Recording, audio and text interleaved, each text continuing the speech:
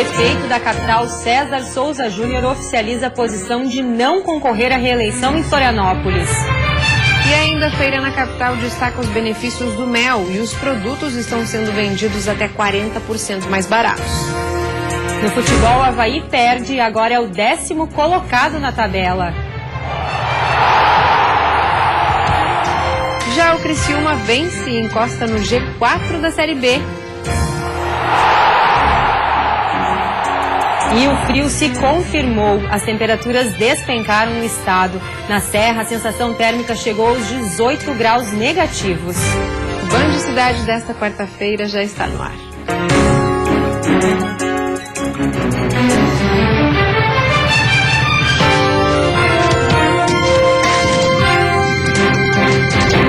Olá, boa noite. Olá, boa noite. Dia gelado em Santa Catarina. Florianópolis registrou a temperatura mais baixa da capital neste ano. Mas foi na Serra que a sensação de frio chegou aos 18 graus negativos. Agora são quase 5h30 da manhã, nós estamos saindo de Lages com destino a Urupema. Aqui neste momento faz 3, deve estar um pouco mais baixa. De Lages a Urupema são 54 quilômetros, uma distância que traz mudanças nas temperaturas. Em Urupema, a madrugada foi mais gelada e chegou a 3,4 graus negativos. Mas é aqui no Morro das Torres que a sensação térmica é ainda maior, o vento aqui é muito intenso e tem gente como a gente trabalhando aqui. O Clóvis é fotógrafo, né, Clóvis, e veio trabalhar. E aí, tá fácil, difícil suportar esse frio? Difícil, muito difícil. Eu vim com um traje que não é muito adequado, sapato, tô passando muito frio, mas vale a pena a experiência. Teve quem decidiu sair de cobertor. E olha que mesmo assim, não foi fácil encarar o vento gelado de um dos locais mais frios do país. Meu Deus, tá muito frio, gente. Muito frio, tô congelando. Meu pé tá congelando, minha mão. Com luva, com um monte de meia. E mesmo assim não adianta, né? Não para de tremer. O Morro das Torres fica a 1.700 metros de altitude. E foi aqui que o cincelo, um fenômeno raro da natureza, foi registrado. Olhando assim até parece neve, mas é um nevoeiro que congelou com o ar frio da madrugada e deixou a vegetação branquinha. E por falar em ar frio, o vento de quase 50 km por hora deixou a sensação térmica na casa dos 18 graus negativos. E tá difícil até para parar em pé? Tá, parar em pé para respirar, até a lágrima tá congelando. É muito vento. Muito vento. Eu acho que o frio maior é por causa do vento, né? E a sensação? A sensação é gelada. Muito frio. Quem vier para cá é bom se preparar, porque essa semana as temperaturas prometem despencar ainda mais. Segundo a Epagre-Cirã, podem chegar a 8 graus abaixo de zero. Um frio intenso e doloroso, mas que deve deixar boas recordações. O frio deve seguir intenso em Santa Catarina. Nesta quinta-feira o sol aparece em todas as regiões, mas as mínimas despencam. A Serra Catarinense registra a menor temperatura do estado, 6 graus negativos. Temperatura negativa também no Planalto Norte e Oeste, -3 e -2 graus. No litoral norte, mínima de 7 e máxima de 15 durante a tarde. Já no sul, Grande Florianópolis e Vale do Itajaí, a temperatura também cai. Deve fazer 0 e 1 grau. A H1N1 preocupa no país. Já são quase 4 mil casos em 2016. Entre janeiro e 30 de maio deste ano foram registrados 3.978 casos de influenza A. Os dados são do Ministério da Saúde e mostram que, ao todo, 764 pessoas morreram em decorrência deste tipo de gripe no país. No mesmo período do ano passado, houve 19 registros da doença, com 2 mortes. Os estados com maior número de pessoas infectadas foram o Rio Grande do Sul, o Paraná, Goiás, Mato Grosso do Sul, Pará, Rio de Janeiro, Santa Catarina, Espírito Santo e Distrito Federal. A campanha de vacinação contra a gripe neste ano imunizou mais de 47 milhões de pessoas dos grupos de maior risco, atingindo 95,5% da meta do Ministério da Saúde no país. Em Santa Catarina, o relatório mais recente divulgado pela Diretoria de Vigilância Epidemiológica aponta 333 casos confirmados de influenza e 39 mortes só neste ano. Os remédios ficaram mais caros neste ano. O reajuste foi feito com base na inflação. Segundo o Instituto Brasileiro de Geografia e Estatística, o IBGE, os preços dos remédios subiram 10,52% neste ano. O reajuste passou a vigorar no fim de março. O teto máximo de aumento autorizado pelo governo federal foi de 12,5%. Ou seja, os preços podem subir ainda mais no decorrer do ano, encostando no teto máximo autorizado. O aumento dos produtos farmacêuticos está bem acima da inflação medida pelo IPCA, a oficial do país, e é o maior dos últimos anos. Os preços dos remédios não subiam tanto desde 2003. A justificativa para os 10,52% de aumento é a média da inflação passada e outros fatores como produtividade do setor, concorrência e custo dos insumos dos produtos. Mais uma vez, os moradores do bairro Pantanal, em Florianópolis, protestaram contra o atraso nas obras do posto de saúde. O calendário das obras está atrasado há mais de um ano e essa demora motivou os moradores a mais uma vez irem para as ruas. No início da tarde, com cartazes, eles manifestaram sua insatisfação. O trânsito em torno da Universidade Federal de Santa Catarina, que já é complicado, ficou ainda mais congestionado devido ao protesto. Conforme a Prefeitura, a nova unidade de saúde do bairro está 65% pronta. As obras começaram em agosto de 2014. A Secretaria Municipal de Obras diz que o término do posto de saúde depende de um novo aditivo no contrato, que está sendo homologado. A Prefeitura afirma ainda que houve dificuldades com a empreiteira e atrasos nos repasses do Ministério da Saúde. Enquanto isso, conforme o Conselho Comunitário do Pantanal, os atendimentos no bairro são feitos de maneira improvisada na sede da entidade, que cedeu o espaço do prédio para a área da saúde. E a seguir, Feira do Mel na capital quer incentivar o consumo do produto. E ainda, comer frutas durante a gestação ajuda no desenvolvimento dos bebês.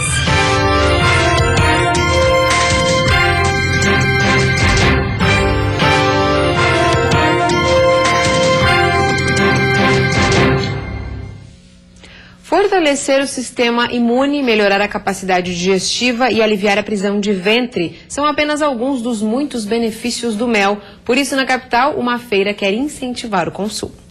Mel das mais diferentes variedades para agradar todos os paladares e também o bolso. Com o preço 40% menor do que a média do comércio varejista, a Feira do Mel quer atrair o consumidor e levar o produto para a mesa da população. Afinal, o brasileiro consome em média 128 gramas por ano, quantidade bem menor do que países como Estados Unidos, onde a média é de 1,5 kg por pessoa, e Alemanha, onde anualmente cada morador consome 2,2 kg de mel. Nós queremos que o mel não seja usado apenas como remédio, e sim, mel, acima de tudo, é um alimento. Ele precisa estar diariamente na mesa do consumidor. O estado de Santa Catarina está entre os maiores produtores de mel do país. O último censo apícola revelou que 37 mil famílias se dedicam à apicultura. São 350 mil colmeias que produzem anualmente 6 mil toneladas de mel. Mas na última safra, essa produção despencou 66%. Seu Luiz, de Rancho Queimado, não conseguiu produzir quase nada. A instabilidade do tempo atrapalhou a produção das abelhas. Na época da floração choveu muito, o clima não ajudou e por isso caiu muito a nossa safra de mel. A expectativa para a próxima safra é recuperar as perdas e tentar produzir quantidade suficiente para abastecer o mercado interno. Nossos apicultores estão com bom índice tecnológico, nossas abelhas estão fortes, estão sadias, graças a Deus. E nós precisamos agora que não chova na primavera e que deixe uma boa primavera para nós termos uma boa safra de mel. Expectativa que para o próximo ano, quando vai entrar a laninha, que é mais propícia para a gente, nós vamos ter uma safra e vamos recuperar o perdido. Afinal, seu Célio não quer perder a chance de conquistar mais uma vez o título de melhor mel do mundo. O apicultor de Araranguá, no sul do estado, recebeu medalha de ouro em um congresso internacional. E esse mel, no primeiro instante, ele é analisado quimicamente. Depois tem sommelier de mel, que vai analisar como tem sommelier de vinho. Então eles vão dar nota de acordo com certas características. E infelizmente nós já por 3 congressos consecutivos conseguimos ganhar medalha de ouro em diversas variedades de mel produzidos aqui em Santa Catarina e no Brasil. Hoje a empresa é a maior exportadora de mel do Brasil. Os produtos vão para países como Estados Unidos, Canadá, Alemanha e França. Uma produção que começou em 1977 e que fez de seu Célio um grande defensor das abelhas. E não é só por causa da produção do mel.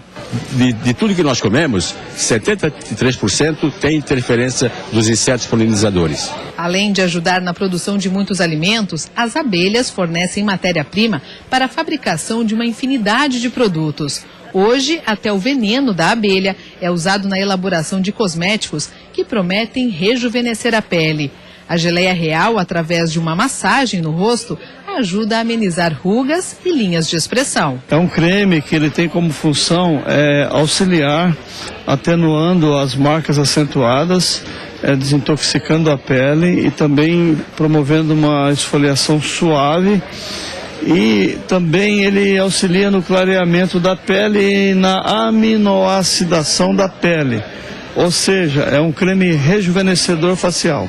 Além disso, mel e tantas outras substâncias produzidas pelas abelhas estão em sabonetes, biscoitos, bebidas, balas, mas é na forma in natura que Luciane e a neta Sofia mais gostam de consumir. É natural, a pessoa tem que consumir mel, muita saúde, né?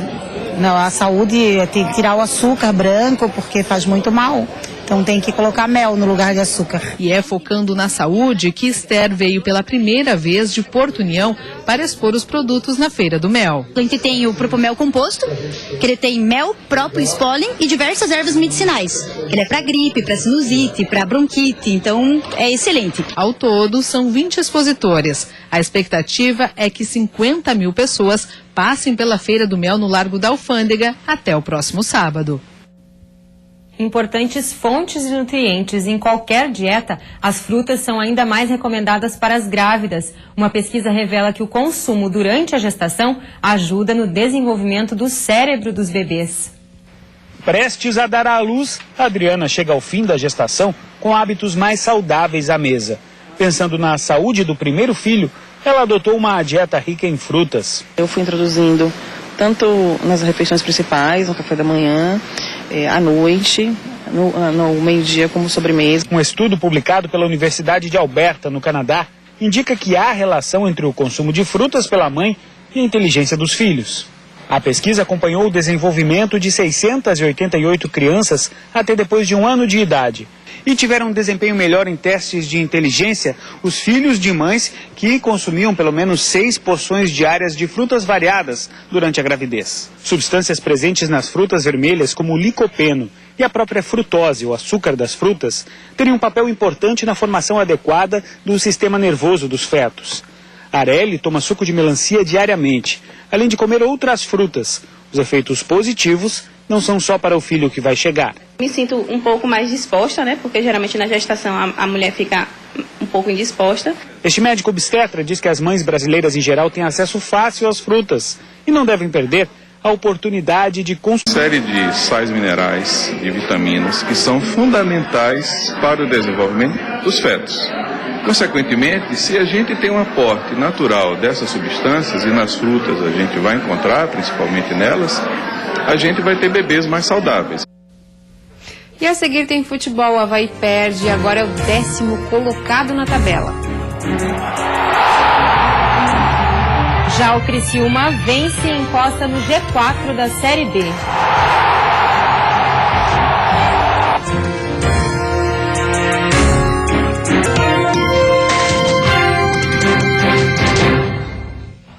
Futebol. Pela Série B do Campeonato Brasileiro, o Avaí perdeu para o Bragantino e caiu de 6º para 10º na tabela de classificação. Com menos de 20 minutos de jogo, a zaga havaiana não cortou o cruzamento da esquerda e Eliandro estufou a rede. Antes do fim do primeiro tempo, Lucas Fernandes tentou simular um pênalti nesse lance. Tomou o 2º cartão amarelo e acabou expulso, o que dificultou ainda mais a situação do Avaí, que não conseguiu reagir na partida. No fim, ficou mesmo no 1-0 para o time de Bragança. Já no sul do estado, o Criciúma venceu o Brasil de Pelotas e encostou no G4 da Série B.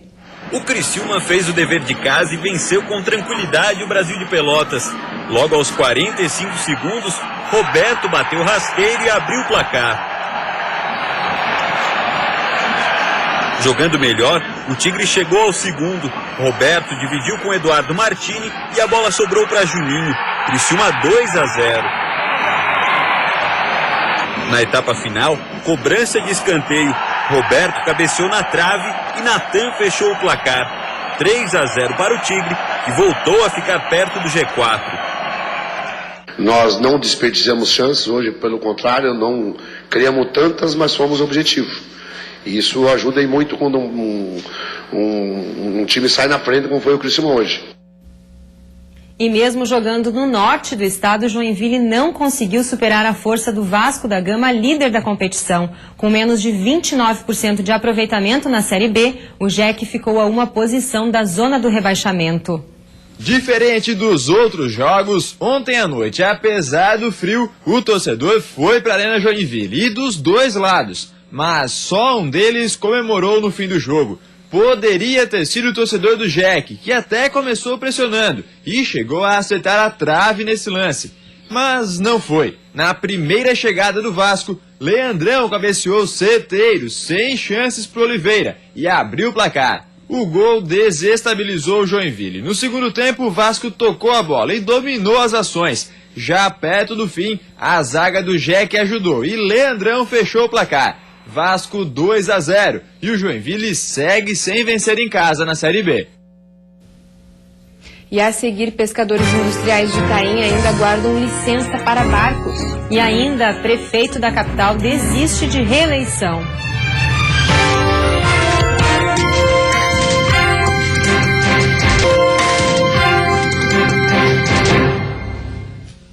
A pesca da tainha deste ano tem animado os pescadores artesanais que calculam capturar mais de 2.000 toneladas do peixe. Mas para os pescadores industriais, a burocracia impede o trabalho e já vem causando prejuízos. Liberada desde o dia 1º de junho, a pesca industrial da tainha enfrenta dificuldades no estado.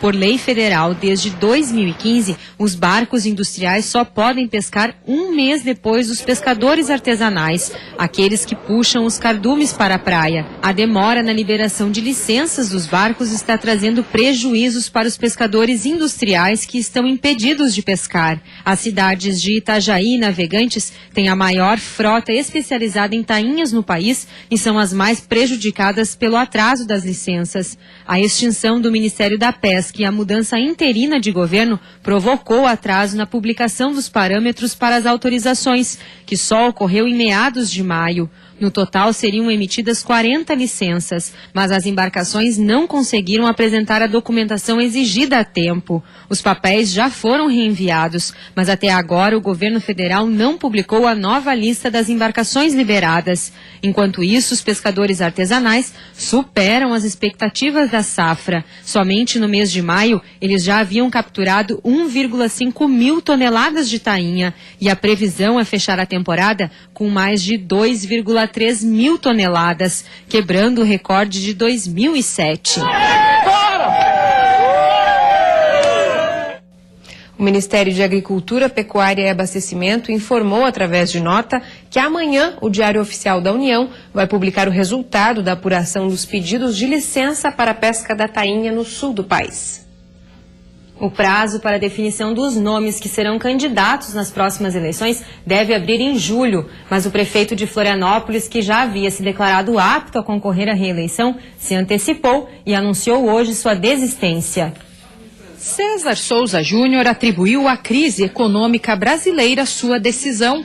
O prefeito criticou a reeleição no executivo e prevê que os próximos anos serão difíceis para os gestores públicos. Mais austeridade, mais medidas de corte, maior necessidade de adequar a estrutura de custos que é crescente à estrutura financeira que é decrescente nesse momento. Sem o compromisso de manter a popularidade durante a disputa eleitoral, o prefeito pretende tirar do papel medidas que considera importantes nestes últimos meses de gestão, mesmo que elas não sejam bem vistas pela população. A gente vai fechar o plano diretor, nós vamos agora tratar da previdência dos servidores, que hoje é uma questão que tem que ser enfrentada, uma reestruturação da Previdência para garantir que a Prefeitura consiga pagar os seus compromissos com os aposentados e não inviabilize a administração, a reestruturação da CONCAP. O prefeito de Florianópolis classificou sua decisão como pessoal e administrativa e negou que tenha relação com o atual cenário pela corrida eleitoral. Em uma pesquisa recém-divulgada, ele aparece com 27% de rejeição do público, porém em situação de empate técnico diante de outros possíveis candidatos. Quem vai assumir o espaço na disputa deixado por ele ainda é um mistério. O PSD quer ter candidato próprio nas próximas eleições, mas o anúncio foi feito logo após César Souza Júnior ter se reunido com Ângela e Espiridião Amin, do PP. A ex-prefeita da capital deve concorrer ao cargo mais uma vez em outubro. Eu não fiz um comunicado oficial ao partido, farei isso agora na sequência, vamos discutir e agora mais gente vai ter que ser ouvida. Agora vamos dialogar um pouco, com calma, com tranquilidade e vamos avançar na questão política. O partido deve ter uma reunião ainda esta semana, no começo da próxima, onde esses temas vão ser tratados aí do ponto de vista político. Essa é uma segunda etapa, vamos deixar um pouquinho mais para frente isso. Vem aí o Jornal da Band, uma ótima noite para você. Até amanhã. Boa noite, até amanhã.